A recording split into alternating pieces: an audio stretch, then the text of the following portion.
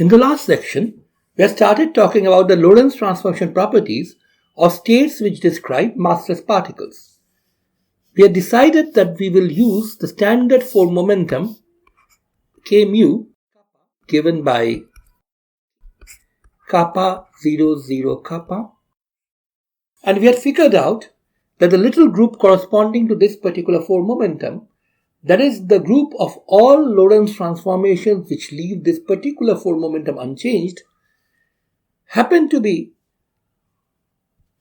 composed of elements W which could be described by three parameters W alpha beta theta equals, where S alpha beta is a specific Lorentz transformation of the form 1 plus zeta alpha beta zeta alpha 1 0 alpha beta 0 1 beta minus zeta minus alpha minus beta 1 minus zeta, with zeta not being an independent parameter but being S.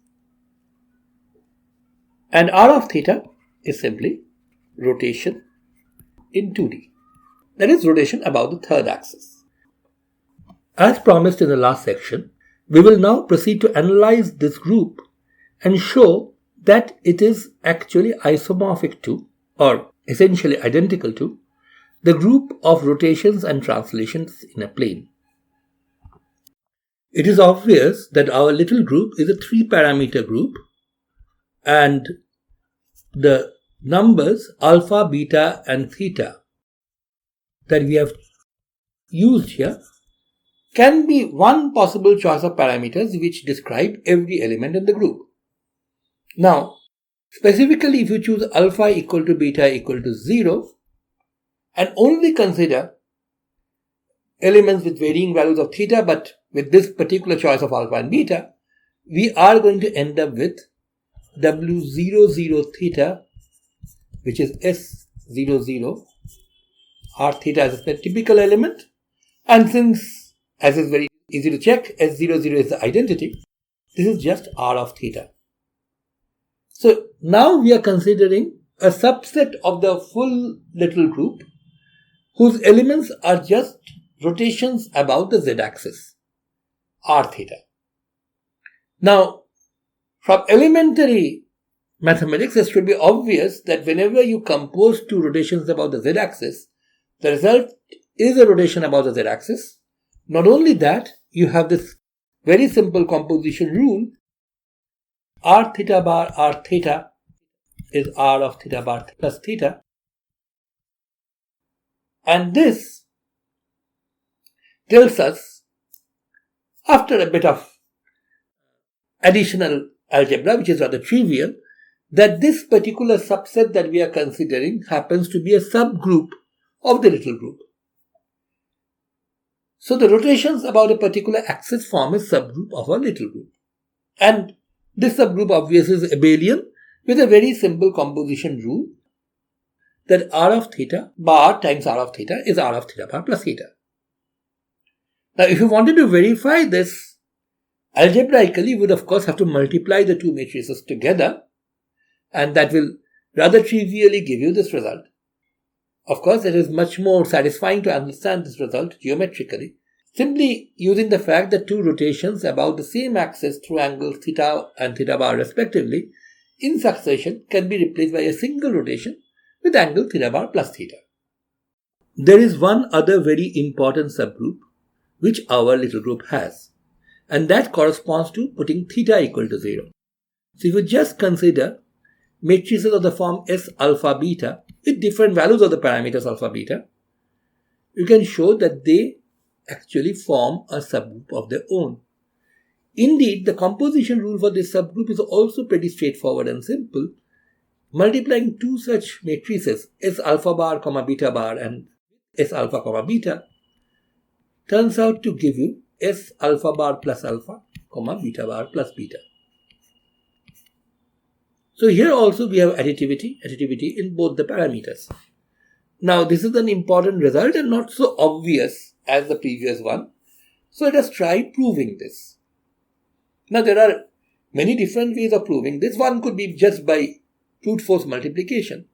But let me show you a slightly easier way of doing this. Remember, our S alpha beta takes this particular form.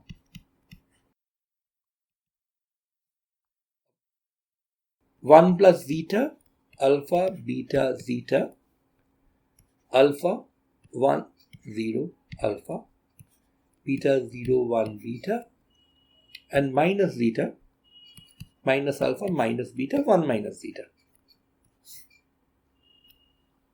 And just for the sake of simplicity in calculation, what we can do is break this up into two parts.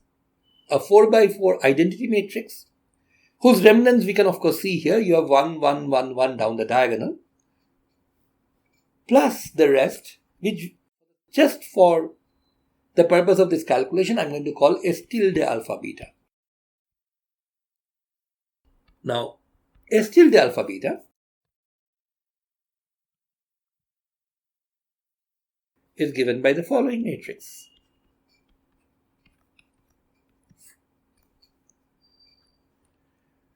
Zeta, alpha beta zeta, alpha beta 0, 0, 0, 0, alpha beta, minus zeta, minus alpha, minus beta, minus zeta.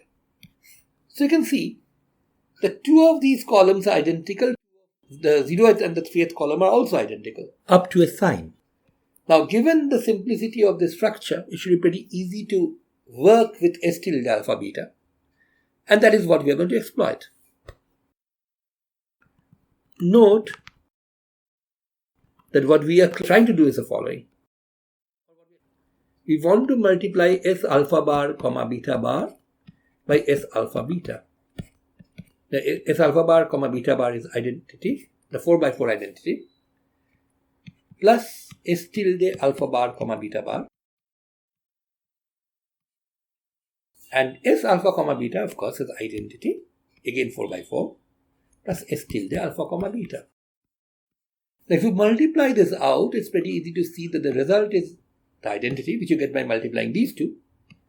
Then you get S tilde alpha bar comma beta bar, plus S tilde alpha comma beta, plus the product S tilde alpha bar comma beta bar, S tilde alpha comma beta. Because both the matrices S tilde alpha comma beta, this is alpha bar comma beta bar, and S alpha comma beta are actually pretty sparse matrices, it should be pretty easy to carry out the multiplication.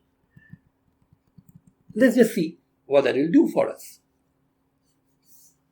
S tilde alpha bar comma beta bar times S alpha comma beta. Let's just S tilde alpha comma beta. Let's just try to calculate this out explicitly. It's not very difficult to do. Zeta alpha beta zeta, alpha 0 0 alpha, beta 0 0 beta, minus zeta, minus alpha, minus beta, minus zeta. Now this is of course not S tilde alpha bar beta bar, this is S tilde alpha beta. What we want to put on the left is this matrix.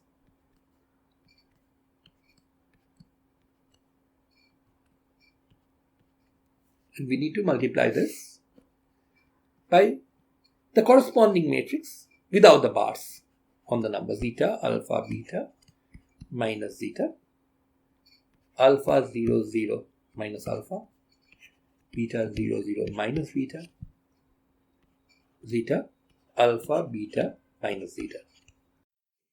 Now, as I said before, this is a simple enough matrix so that it can be multiplied out directly or explicitly. But just because we want to show off a bit, and also because this method is going to be useful for other calculations as well, let me just point out that if you were to block this matrix into this kind of blocks,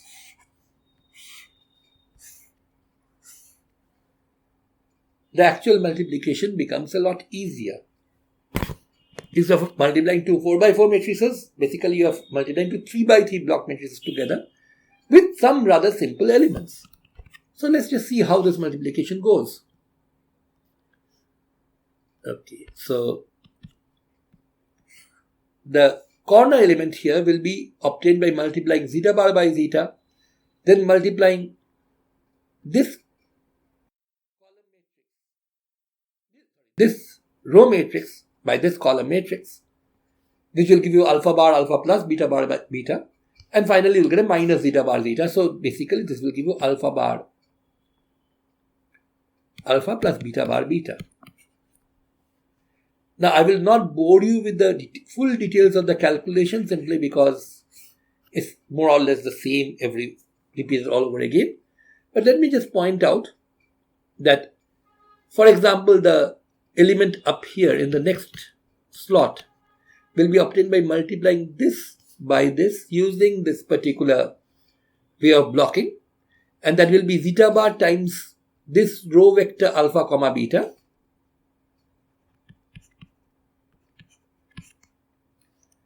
plus alpha bar comma beta bar times the null matrix, 2x2 null matrix sitting here, which of course contributes nothing. Then you have minus zeta bar times the row vector alpha comma beta again. They just cancel and you get 0 comma 0. It's very easy to check that all these elements sitting here, this will be a 2x2 null matrix, this will be a 2x1 column vector, this will be a 2x1 column vector, and so on. It's only the four corner elements which are not going to be 0. And those four corner elements are actually related to each other very simply. For example, this one here is product of this row with this column. And you can again check the zeta bar zeta and minus zeta bar zeta will cancel, and you are going to end up with exactly the same thing, alpha bar alpha plus beta bar beta. And you can also check that this and this are going to differ from these, but not by much. For example, you get this by multiplying this row by this column. And here again, you get minus zeta bar zeta and plus zeta bar zeta from the two extreme elements. They cancel each other out. And you will just get negative of what you have here, alpha bar alpha plus beta bar beta. And that the same thing will occur here as well. So multiplying these two matrices out is rather easy. But going back to our original calculation, S alpha bar comma beta bar times S alpha comma beta is going to be identity plus S tilde alpha bar comma beta bar plus S tilde alpha comma beta plus this product matrix. Now, it should be pretty easy to see that this written out in full will have 4 ones from the 4 corners. But other than that, this S tilde as well as the product of the two S tildes have zeros in the middle block here. So this will simply be 1, 0, 0, 1. So just the same form as any of our individual S alpha betas have. Here, of course, you have alpha beta, the column vector coming from S tilde alpha beta. You also have alpha bar beta bar coming from S tilde alpha bar beta bar. You add them together, you get alpha plus alpha bar, beta plus beta bar here. Exactly the negatives here. Exactly alpha plus alpha bar, beta plus beta bar here.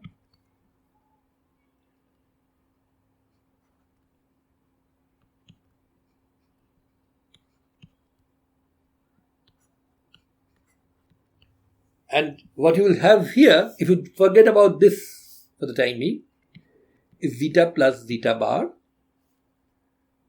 And similarly, you are going to get minus zeta bar from here. And 1 minus zeta bar from this. And here you are going to get zeta plus zeta bar. So, you can easily see that this almost looks like you have replaced alpha by alpha plus alpha bar and beta by beta plus beta bar. But that's not complete because from this product of the two S tildes, you're going to get alpha alpha bar plus beta beta bar here. The same thing here. Negative of that here. Negative of that here. But let's just check one thing. This zeta plus zeta bar plus alpha bar alpha plus beta bar beta. What exactly is this? Remember, zeta is alpha square plus beta square by 2. Beta bar is alpha bar square plus beta bar square by 2. And you have alpha bar alpha plus beta bar beta. So rather obvious algebra gives you, once you multiply everything out, this is this. So this actually tells us that this 4x4 matrix really has alpha plus alpha bar, beta plus beta bar in these positions, also in these column positions, and so on all the way down here as well. Not only that, it actually has 1 plus what the zeta should be for alpha being replaced by alpha plus alpha bar and beta being replaced by beta plus beta bar, and so on. I'm not writing the full thing down, it's sort of straightforward.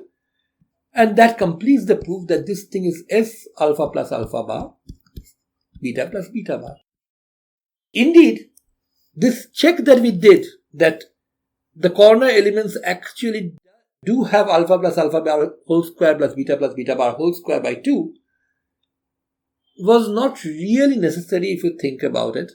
After all, we know that these S's are little group elements, so their product has to be a little group element.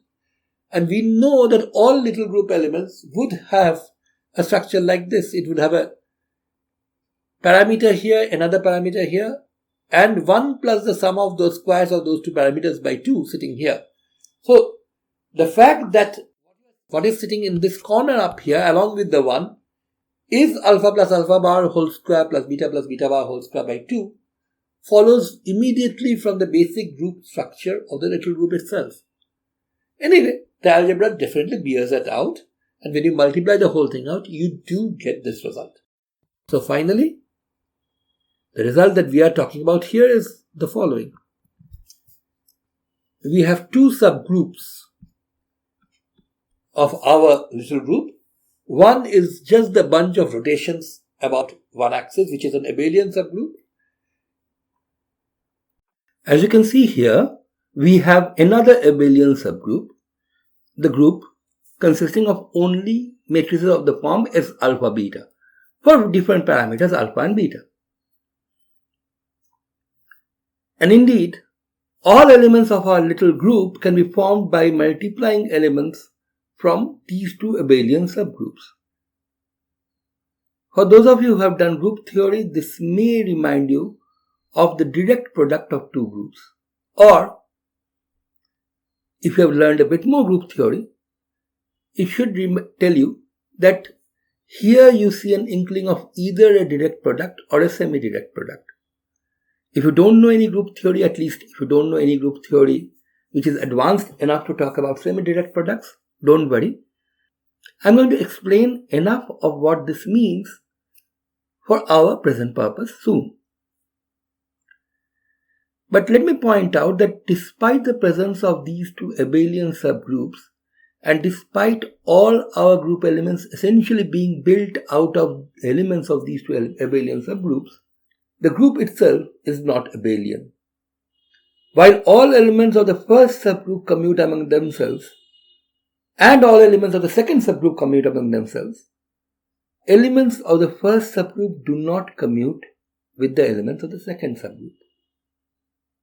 By the way, this second subgroup, the one composed only of S alpha beta, the identity of that does not really seem very obvious at this stage, because if you think about it, the 4x4 matrix, which stands for a particular element S alpha beta, does not seem like a very simple or familiar one. But as we will soon see, this particular subgroup also has a rather nice, familiar interpretation. But first, let us see how these two different subgroups interconnect with each other. To see this, we will consider the quantity r theta S alpha beta r inverse theta. If r theta had commuted with S alpha beta in general, then this result of course would have been equal to S alpha beta. We will ask whether that is really true, and to give the game away, we will find that this is not really correct. However, we will get a rather interesting relation here, and let us try to explore what that is. Now, in order to do that, let me just remind you that we wrote down S alpha beta as identity plus S tilde alpha beta, where S tilde alpha beta was a lot more sparse than S alpha beta, so it was easier to work with it. And r theta S alpha beta r inverse theta will simply be the identity plus r theta S tilde alpha beta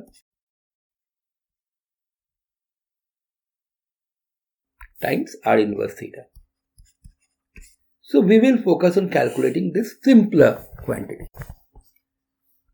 So let me show you how this calculation goes. And for that, we will have to write down this expression and calculate the matrix product using slightly clever techniques. The clever technique here is really rather straightforward. You would block the matrix, all the matrices identically.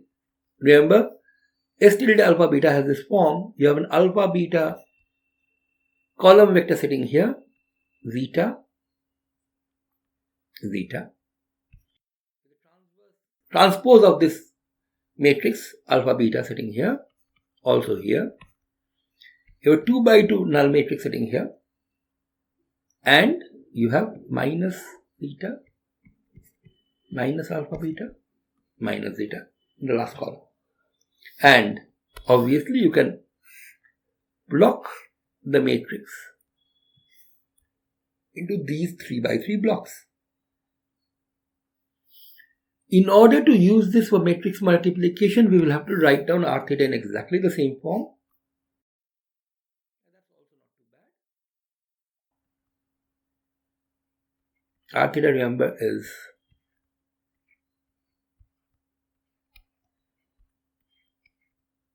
and here in the middle you have the two-dimensional rotation matrix r2 theta, cos theta, sin theta, minus sin theta, cos theta.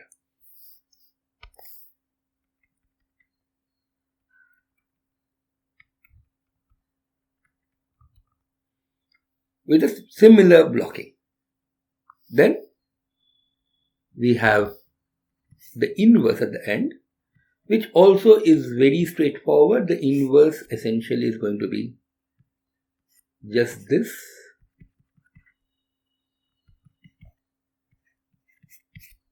And you will have an R2 inverse theta here, another 0, 0 column matrix there,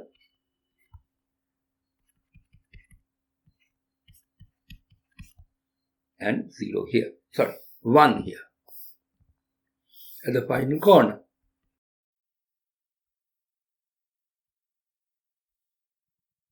Now multiplying this out is rather straightforward. If you multiply the first two matrices, what you are going to get, that's sort of straightforward. The top row obviously will not change because of this identity here.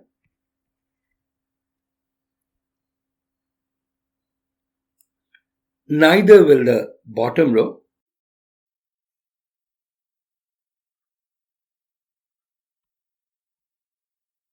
The only change that can happen is in the middle here, and that is pretty straightforward to calculate. If you take the second row of our blocked matrix with the first column, it's easy to see that what you are going to get is R2 theta acting on the column vector alpha beta. Then you will have a 2 by 2 0 in the middle, and on the other side you will have minus R2 theta acting on alpha beta.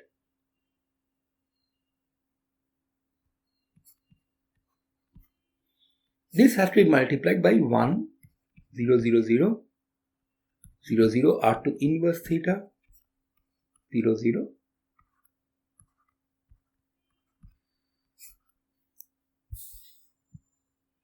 And this immediately tells me that the first and the last column of this matrix will not be affected because of the special nature of these columns here.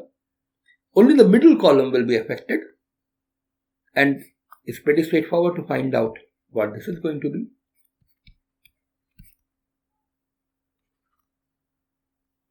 This is going to be alpha beta, this row vector, which is the transpose of this column vector, acted upon by R2 inverse theta, but remember R2 inverse theta is actually R2 transpose theta. So basically this row vector sitting here is a transpose of this column vector, which is pretty gratifying because that's exactly the form our original S tilde alpha beta also had. In fact, if you carry out the calculation completely, you will find that the structure here is very similar to our original structure for S tilde alpha beta. The only difference really is you have replaced the column vector alpha beta by R2 theta alpha beta, which means you have replaced alpha by alpha cos theta plus beta sin theta and beta by minus alpha sin theta plus beta cos theta. You might object that zeta also would have changed if you were to change alpha and beta, but let me remind you, zeta is alpha square plus beta square by 2, and under a two-dimensional rotation carried out over alpha and beta, the quantity alpha square plus beta square does not change. So zeta, which was alpha square plus beta square by 2, is also this thing squared plus this squared by 2. In other words, this resulting matrix here is simply S tilde for alpha cos theta plus beta sin theta and minus alpha sin theta plus beta cos theta. And the upshot of all this, if we put them all together, is the following. R theta S alpha beta, R theta inverse, is not S alpha beta. It's identity plus S tilde of this quantity, but it is S of alpha cos theta plus beta sin theta minus alpha sin theta plus beta cos theta.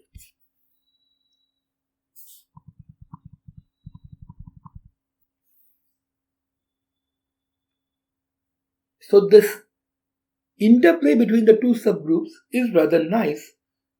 If you conjugate elements of the S subgroup by elements of the rotation about Z-axis subgroup, you again get back elements of the S subgroup. Well, not only do you get that, if you were to conjugate with elements of the rotation subgroup, if you take any element from the little group, W alpha beta theta, and take any element from your S subgroup, I'm calling it the S subgroup for want of a better name, we have not identified the subgroup yet, and carry out this conjugation, what you are going to get is the following. W alpha beta theta is simply S alpha beta R theta. Then you have S alpha bar beta bar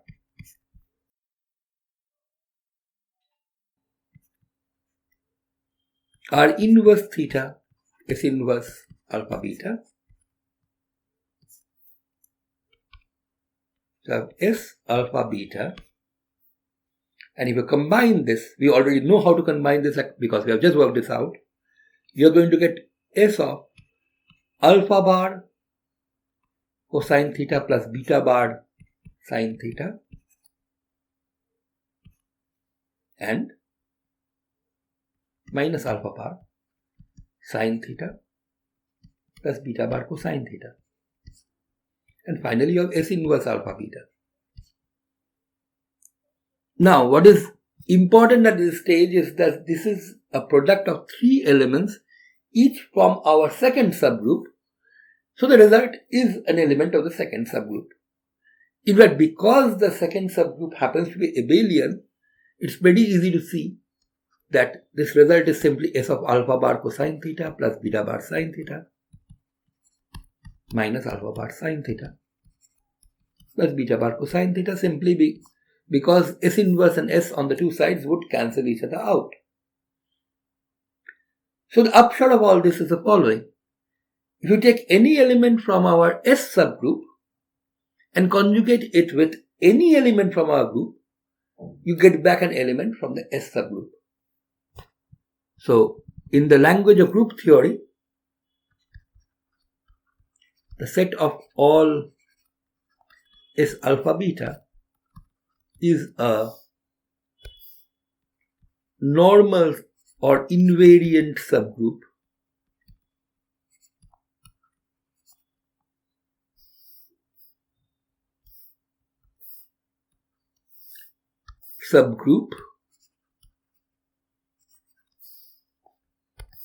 of our little group.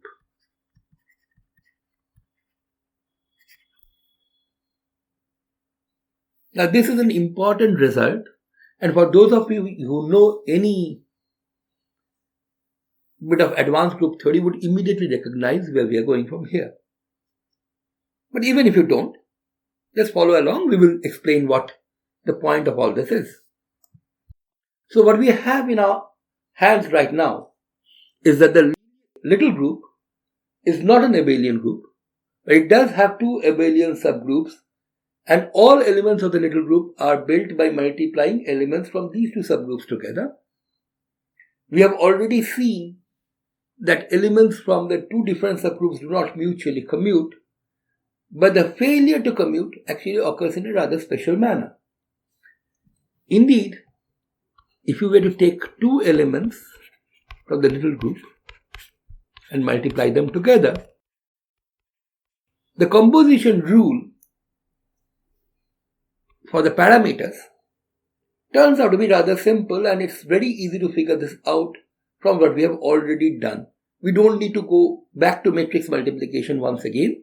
All you have to do is realize that this is S alpha bar beta bar, R theta bar, S alpha beta, R theta. Now the problem in simplifying this expression is the following. If the two R's had been next to each other and the two S's had been next to each other, we would immediately know how to compose them together, and the composition would have been very straightforward. Unfortunately, the R theta bar here is on the wrong side of S alpha beta. So the trick, of course, is to get it to the right side, which is straightforward. All you have to do is put in a R theta bar inverse times R theta bar in between S alpha beta and R theta. And now you have the advantage that you know already what this is going to be. This is S alpha cosine theta bar plus beta sine theta bar minus alpha sine theta bar plus beta cosine theta bar, and you have R theta bar R theta at the end. And we already know how to compose group elements like this, so finally you are going to end up with S of alpha bar plus alpha cosine theta bar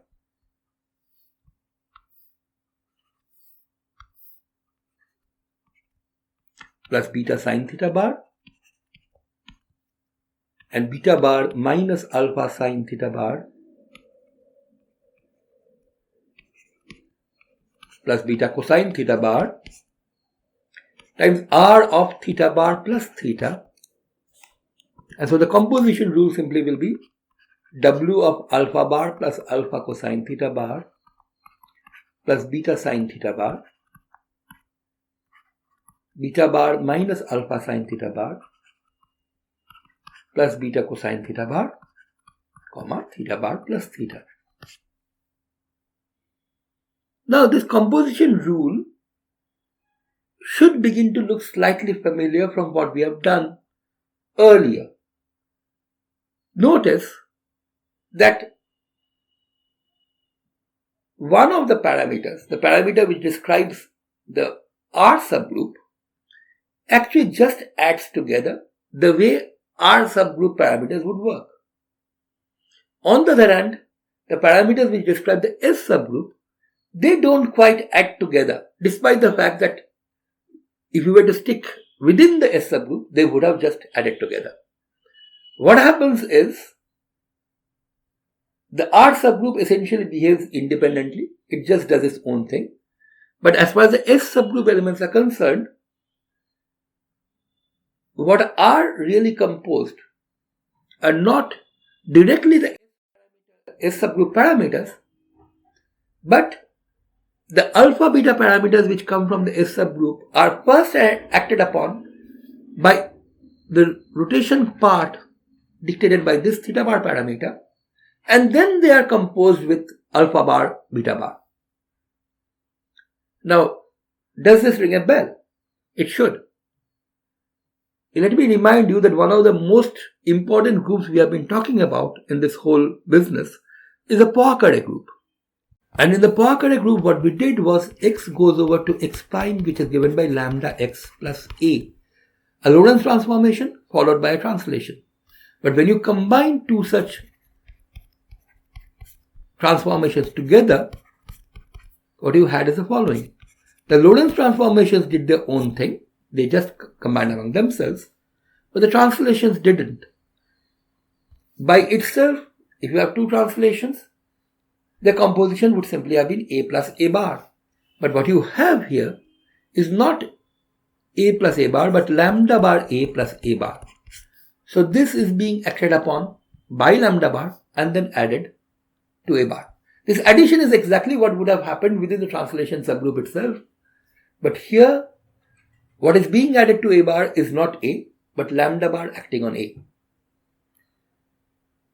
Now, if in a group you had elements which were products of two subgroup elements, and when you composed the group elements together, the individual subgroup elements just composed according to their own rule, you would call that a direct product.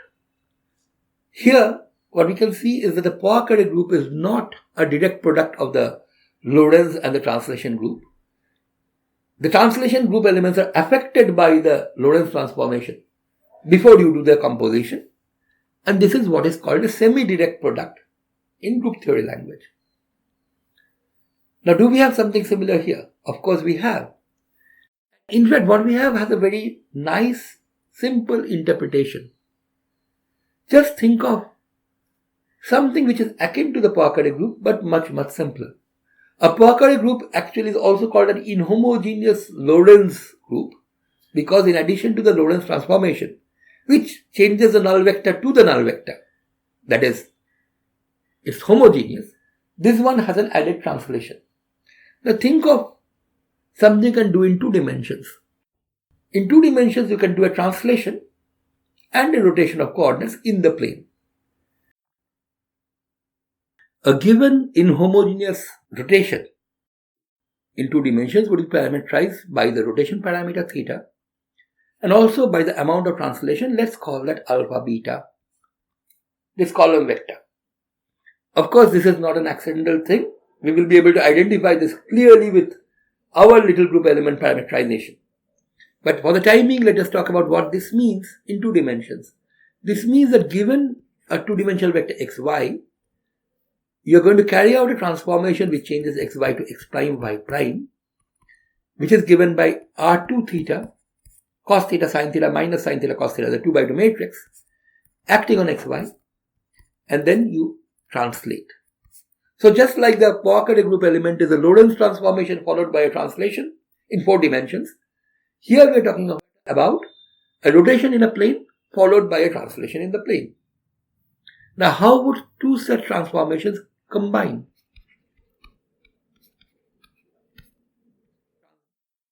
So, you have a transformation given by parameters theta bar, alpha bar, beta bar, which is preceded by a transformation given by theta, alpha, beta.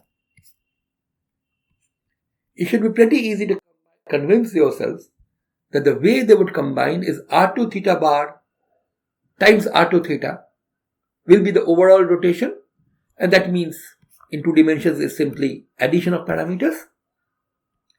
Whereas the translation will not just add up, because you are first translating through alpha beta after doing the rotation R2 theta, but then you are applying the rotation R2 theta bar and then translating.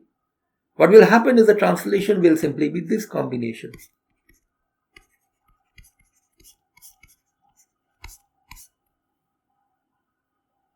In other words,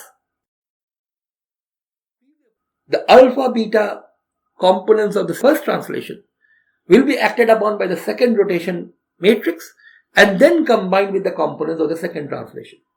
This is exactly the same transformation law that we had worked out a while ago for our W alpha beta theta elements. What this shows is the following. You start with a particular set of parameters alpha, beta and theta. On the one hand, it uniquely gives you a little group element W alpha, beta, theta. In fact, you can easily figure out that this identification goes both ways. Given a W alpha, beta, theta, you can immediately read off alpha, beta and theta from the matrix itself. It also gives you uniquely an inhomogeneous rotation in 2D. Well, that of course means that corresponding to each little group element, there is an inhomogeneous rotation in 2D and vice versa. Well, this identification doesn't stop there. We have already figured out that if you combine two little group elements, the composition rule is exactly the same as when you combine these inhomogeneous rotations in 2D. In other words, there is an exact bijection, a one-to-one invertible connection between the elements of the two groups, and this map respects the group multiplication law. Instead of multiplying the little group elements, you could compose the two inhomogeneous rotations, or do it the other way around. Either way, you would get exactly the same result.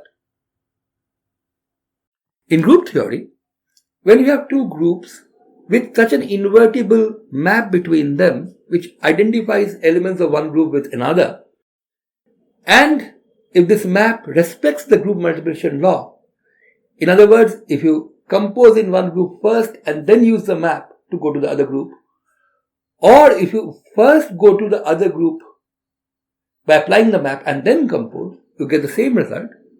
You say the two groups are isomorphic, and as far as group theory is concerned, there is really no difference between the two groups, no matter how different the elements might be. So what we have seen here is the following. The little group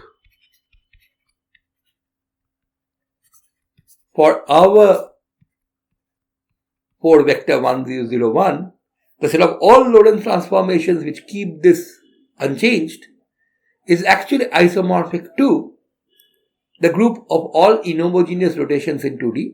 That is, all transformations composed of rotations in 2D followed by translations. Now there is a special name for this group. Rotations in 2D can be described by matrices which are orthogonal and special, that is, which have determinant 1. So just rotations in 2D would have formed the group SO2. The simpler version of rotations in 3D, which form the group SO3. What we have here is not SO2 because in addition to the rotations, you also have an inhomogeneous part, the part given by translations. And that is why this particular group is called ISO2. The I stands for inhomogeneous. So inhomogeneous rotation group consisting of rotations and translations. And we have managed to identify the little group for our problem, the problem of finding out the Poincaré group action on all massless particle states. Turns out to be essentially the problem of figuring out what the representations of the group ISO2 are. Now let us contrast this with the massive case. In the massive case, what transpired was the standard 4 momentum we had chosen was 1, 0, 0, 0, and the little group for that happened to be the group of all possible rotations in 3D, that is the group SO3. We needed the representation theory for the group SO3 in order to fully understand how states describing massive particles transform under Poisson transformations. Thankfully, we already had the theory of representations for SO3 at hand. Basically, the quantum theory for angular momentum had prepared us for that. The little group that we have in this case, the case of states describing massless particles, is ISO2. If anything, it's actually simpler than SO3. And indeed, its representations are also simpler. The only problem with this is ISO2 is a slightly unfamiliar group, and therefore its representation theory is not something which we have perhaps learned before. So what we have to do is to build up the representations of ISO2 from scratch. Thankfully, this happens to be a much simpler task than actually figuring out the representations of SO3, as we will see in the next section.